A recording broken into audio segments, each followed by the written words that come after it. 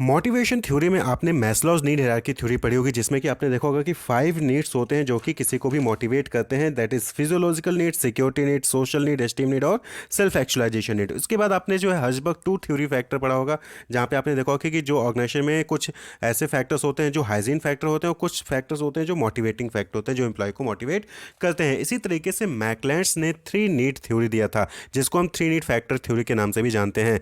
तो मैकलैंड जो है वो साइकोलॉजिस्ट थे, उनका पूरा नाम था डेविड मैकलैंड। इन्होंने जो है नीड थ्योरी दी थी 1961 में, जिसको हम 3 नीड थ्योरी या फिर 3 नीड फैक्टर थ्योरी के नाम से भी जानते हैं। तो मैकलैंड जो है वो हेनरी मुरे के जो टैक्सोनॉमी ऑफ नीड थी उससे मोटिवेट हुए थे, उससे इन्फ्लुएंस हुए थे, और वहीं से जो है इन्होंने ये 3 नीड फैक्टर थ्योरी दी थी। और ये उन्होंने कहा कि ये जो मोटिवेटर्स होते हैं ये इनहेरेंट नहीं होते हैं, यानी कि उनके अंदर परमानेंट नहीं होते। ये क्या है, ये डेवलप होते हैं through our culture and life experiences, यानी कि हम जो भी अपना कल्चर, जिस कल्चर में हम रह रहे हैं या फिर जो हमारी लाइफ के एक्सपीरियंस होते हैं वहाँ से डेवलप होते हैं। जैसे कि आप देख रहे हो कि कुछ ऐसे लोग होते हैं जो कई लोग, उनके बहुत सारे फ्रेंड्स होते हैं, बहुत सारे उनके रिलेटिव होते हैं, तो वो खुश होते हैं, तो आपके अंदर एक एफिलिएशन की नीड चाहत होती है कि आप भी के लोग, आप भी जो है बहुत सारे आपके फ्रेंड्स बने, आपके भी बहुत सारे रिश्तेदार बने।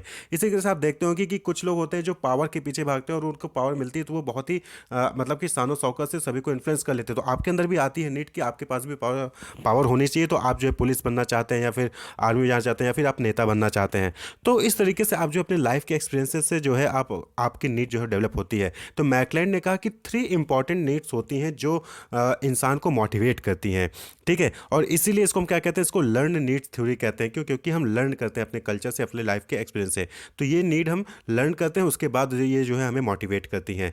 सो McClelland's human motivation theory states that every person has one of the 3 main driving motivators. तो सभी पर्सन में जो 3 मेन ड्राइविंग मोटिवेटर्स होते हैं उसमें से वो एक ना एक उनके अंदर जो है होता है। वो कौन सा है 3 motivators? Need for achievement, need for affiliation और नीड फॉर पावर। तो यही 3 नीड ही क्या कहलाते हैं? 3 नीड फैक्टर थ्योरी। जो मैकलैंड की 3 नीड फैक्टर थ्योरी है वो यही 3 फैक्टर हैं: need for achievement, need for affiliation और नीड फॉर पावर। अब नीड फॉर अचीवमेंट का मतलब क्या हुआ? नीड फॉर अचीवमेंट मतलब कि आप कुछ अचीव करना चाहते हो, to achieve something unique, to struggle to achieve success. यानी कि आप किसी चीज़ से मोटिवेट होते हो? जब आपको कोई टास्क मिलता है और उस टास्क को कंप्लीट करके आपको अचीवमेंट की फीलिंग आती है तो आप उस चीज़ के लिए काम करते हो। तो इस टाइप के लोग जो होते हैं वो मॉडरेट रिस्क टेकर होते हैं, यानी कि उनको अचीव करना होता है तो वो रिस्क लेने को तैयार होते हैं, लेकिन मॉडरेट होता है। Immediate feedback to work performance, इनको क्या चाहिए होता है कि तुरंत वर्क परफॉर्मेंस, जो भी इन्होंने कुछ परफॉर्म किया, कोई काम किया है, तो उसका फीडबैक तुरंत इनको चाहिए होता है। जैसे कि आप बहुत सारे स्टूडेंट्स को देखते होंगे कि वो जब एग्जाम देके आते हैं तो उसके अगले दिन ही पूछना शुरू कर देते हैं कि रिजल्ट कब आएगा, रिजल्ट कब आएगा, क्योंकि उनको अपनी जो उन्होंने जो मेहनत की है, जो वर्क किया है, जो परफॉर्मेंस दी है, उसका फीडबैक उनको तुरंत चाहिए होता है। सेंस ऑफ एकम्प्लिसमेंट इनके अंदर होती है कि उनको अच्छा लगता है कि मैंने हाँ ये चीज़ हासिल कर दी है, अचीवमेंट, ठीक है। Preoccupation with the task until these are complete successfully, और ये जो है अपने टास्क के साथ तब तक लगे रहेंगे, तब तक उसको ऑक्यूपाइड रखेंगे जब तक कि वो उसको कंप्लीट नहीं कर सकते हैं, कर लेते हैं सक्सेसफुली, तब तक वो बेचैन रहते हैं, वो परेशान रहते हैं। तो इस टाइप के लोग जो होते हैं ना, ये ऑर्गेनाइजेशन के लिए बहुत अच्छे होते हैं। According to McClelland, achievement oriented people are backbone of the most of the organization for their fast growth. यानी कि कोई ऑर्गेनाइजेशन अगर बहुत जल्दी ग्रो करती है तो इन टाइप के पीपल्स की वजह से ग्रो करती है, क्योंकि इनको जो टास्क दे दिया जाता है ना, जब तक ये टास्क को कंप्लीट नहीं करेंगे तब तक ये बैठते नहीं हैं, और ये इनको टास्क दिया जाता है तो इनके अंदर एक अचीवमेंट की फीलिंग आती है। तो ऑर्गेनाइजेशन में इस तरीके के लोगों को मोटिवेट करना चाहिए और इनको जो है टास्क प्रोवाइड करना चाहिए जिससे कि वो अचीवमेंट की फीलिंग उनके अंदर आए। उसके बाद जो दूसरी नीड है that is need for affiliation. Need for affiliation यानी कि बिलोंगिंगनेस, यानी कि यहाँ पर रिलेटेडनेस की बात हो रही है कि आप दूसरों से जुड़े हुए हैं।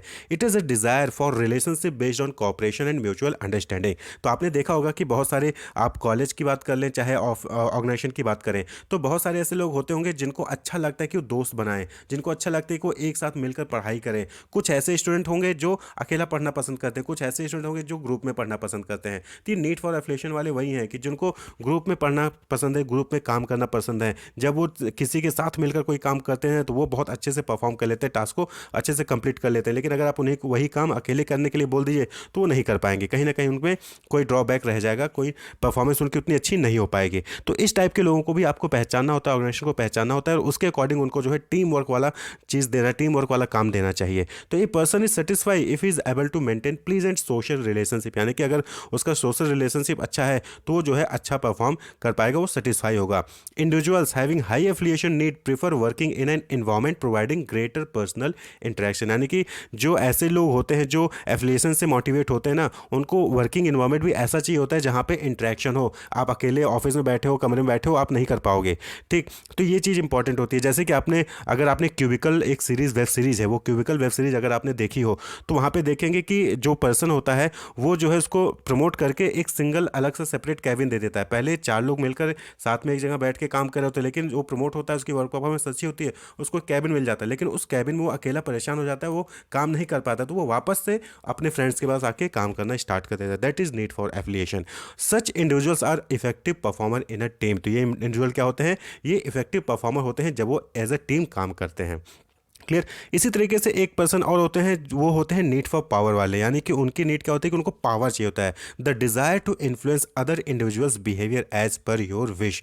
पावर का मतलब क्या हो गया, आपके पास पावर होती है तो आप किसी को भी इन्फ्लुएंस कर सकते हो, जो से चाहो ऐसा काम करवा सकते हो। तो इनके अंदर ये पावर होती है। It is the desire to have control over others and to be influential, यानी कि दूसरे के ऊपर कंट्रोल होना और इन्फ्लुएंशियल होना, यानी कि आपकी वजह से सामने वाला भी इन्फ्लुएंस हो। तो ऐसा उनके अंदर अच्छी ये जो है इन डिज़ायर होती है, इच्छा होती है। तो it is satisfied by occupying higher position. अब ये इच्छा कैसे पूरी होगी, जब उनको हायर पोजीशन मिल जाएगा। तो हायर पोजीशन पाने के लिए उनको परफॉर्मेंस देना होता है, वर्क परफॉर्मेंस को कंप्लीट करना होता है। तो person is motivated if the organisation provide him opportunities to exercise his personal power, यानी कि जब ऑर्गेनाइजेशन उनको अपने पर्सनल पावर को एक्सरसाइज करने का मौका देता है कि आप अपने पर्सनल पावर का यूज़ करके जो है टास्क को परफॉर्म करिए, और आपको जो है पावर मिलेगी, ऑर्गेनाइजेशन में भी पोजीशन पावर मिलेगी। पर्सनल पावर, पोजीशन में 2 पावर होती है। तो पर्सनल पावर का यूज़ करके पोजीशन पावर हासिल कर लेते तो ये मोटिवेट होते हैं, और इससे क्या होता है कि वर्क परफॉर्मेंस अच्छी होती है। तो आपको, यानी कि ऑर्गेनाइजेशन को, ये 3 टाइप के कैटेगरी के पीपल को आइडेंटिफाई करना होता है और उसके अकॉर्डिंग उसको अपॉर्चुनिटीज़ देनी होती है। जिसको पावर चाहिए उसके पावर के अकॉर्डिंग आप जो है अपॉर्चुनिटीज़ दीजिए,